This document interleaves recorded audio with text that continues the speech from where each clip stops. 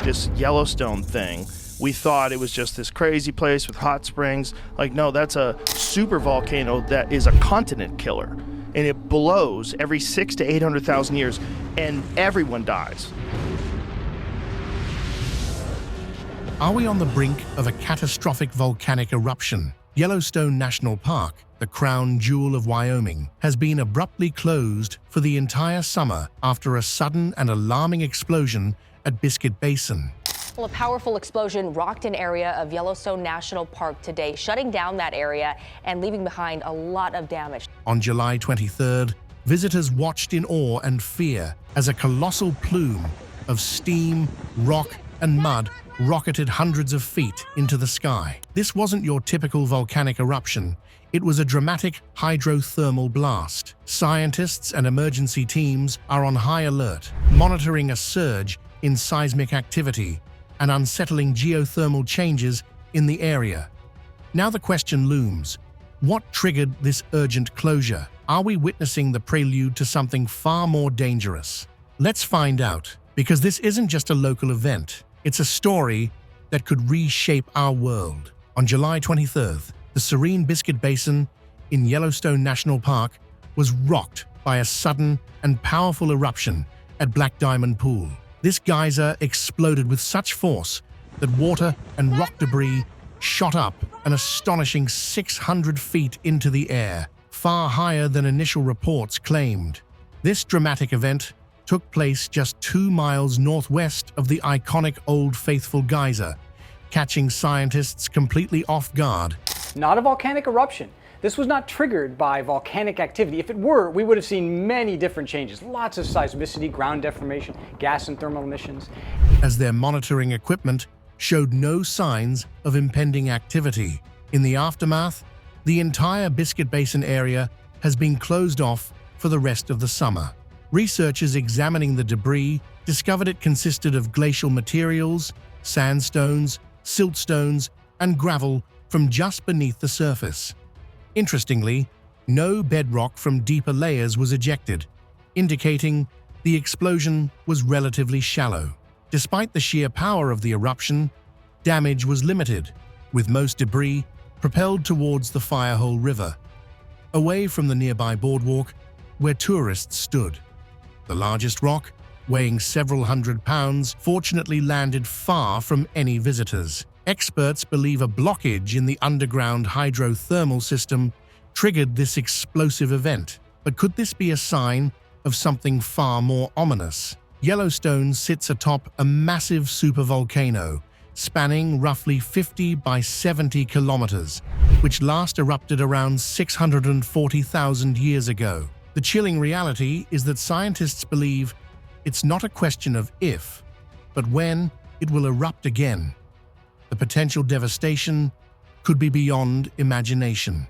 Recent weeks have seen a worrying increase in seismic activity and significant geothermal changes in Yellowstone, prompting the evacuation order. Although seismic activity is common in the area, the recent rise in volcanic turbulence has scientists and officials on high alert. Now, in parts of Yellowstone, the ground is literally rising, a phenomenon known as uplift. This startling change is driven by magma and gases building up beneath the surface. Yellowstone's famous geysers, hot springs, and steam vents are showing signs of distress. Typically, predictable geysers, like the renowned Steamboat Geyser, are now erupting with greater frequency and intensity, sometimes reaching heights of 300 feet. Hot springs, usually stable, are experiencing temperature spikes and color changes, indicating chemical shifts in the water caused by rising magma. Fumaroles, the park's steam vents, are emitting more gas and steam than ever before, suggesting that the magma chamber beneath Yellowstone is becoming increasingly active. The situation is so concerning that officials have issued multiple warnings.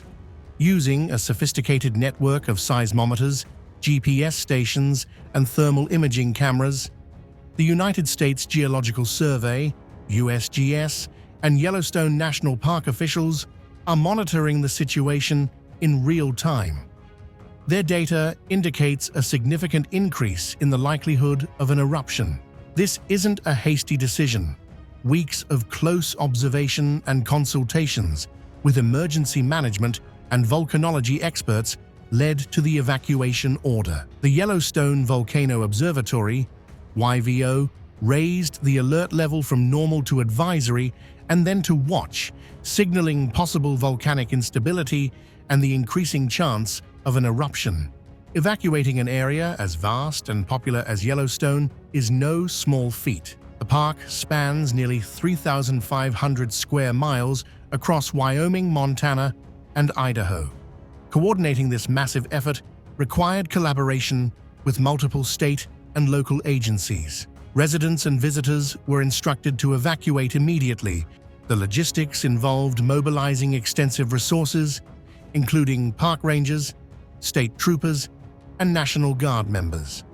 Helicopters were dispatched to survey remote areas and assist anyone stranded, while roadblocks ensured no unauthorized entry into the park. Wildlife protection measures were also in place, with plans to relocate animals at risk from the eruption. As visitors left the park, scientists remained on high alert, continuing their round-the-clock monitoring and ready to issue further updates and warnings as needed. The sudden evacuation of Yellowstone raises many questions about the lurking danger. To understand why these drastic measures are necessary, we need to delve into the science behind Yellowstone's supervolcano. Yellowstone sits atop one of the world's largest active volcanic systems. This colossal volcano's massive crater, or caldera, was formed by powerful eruptions thousands of years ago. Beneath this caldera lies an enormous magma chamber, the force behind Yellowstone's famed geothermal features. The true peril of the Yellowstone supervolcano lies in its potential for catastrophic eruptions. Such events can eject vast amounts of ash and volcanic material into the atmosphere, significantly altering the climate and causing widespread devastation. While these major eruptions are rare, the last one, around 640,000 years ago, serves as a stark reminder of their devastating impact. Recent spikes in seismic and geothermal activity suggest increased magma movement within the chamber.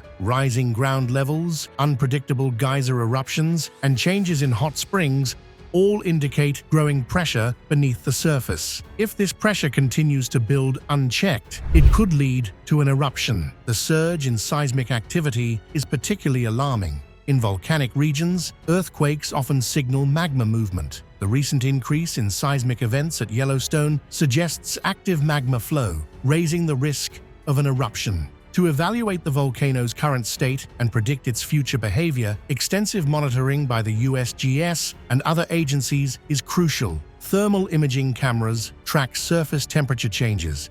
GPS stations measure ground deformation, and seismometers record earthquake frequency and intensity. Together, these tools provide scientists with a detailed understanding of Yellowstone's volcanic activity and help estimate the likelihood of an eruption. Understanding Yellowstone's massive volcanic structure is crucial due to its enormous size and potentially catastrophic effects on our planet. This isn't just any volcano, it's a supervolcano, defined by eruptions that release more than 1,000 cubic kilometers, 240 cubic miles of material, or a magnitude 8 on the Volcanic Explosivity Index. These super eruptions are 10 times more powerful than regular volcanic blasts, unleashing massive ash clouds, widespread lava flows, and other dangers that can drastically impact the environment and global climate. The sheer volume of material expelled can lower global temperatures and alter weather patterns, causing long-lasting climatic shifts.